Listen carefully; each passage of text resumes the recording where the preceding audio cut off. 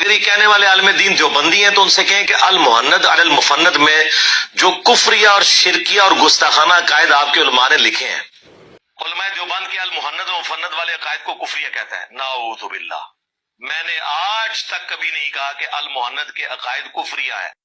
لعنت اللہ علیک، اے مرزا جیلمی، تجھ پر اللہ کی لعنت ہو، اللہ کی پھٹکار ہو، اتنی ڈھٹائی کے ساتھ جھوٹ بولتا ہے۔ معزز سامعین و ناظرین، آپ نے یہ دیکھے دونوں کلپ، اس کے اندر پہلے کلپ کے اندر کس طرح علماء دیوبند کے عقائد کو کفریہ شرکیہ عقائد کہہ رہا ہے، اور پھر جب اس سے سوال ہوا کہ آپ المہند کے لکھے ہوئے عقائد کو کفریہ شرکیہ کہتے ہیں، تو کہتا ہے نعوذ باللہ، میں نے آج تک ان کو کفریہ نہیں کہا۔ اتنی ڈھٹائی کے ساتھ جھوٹ بولنے والا میں نے تو اپنی زندگی میں کبھی نہیں دیکھا۔ اگر آپ نے دیکھا ہو تو کمنٹ کے اندر ضرور ہمیں اطلاع دیجیے گا کہ مرزا سے بڑھ کر بھی کوئی جھوٹا ہے، لیکن میرا نہیں ماننا کہ اس سے بڑھ کر کوئی جھوٹا ہوگا۔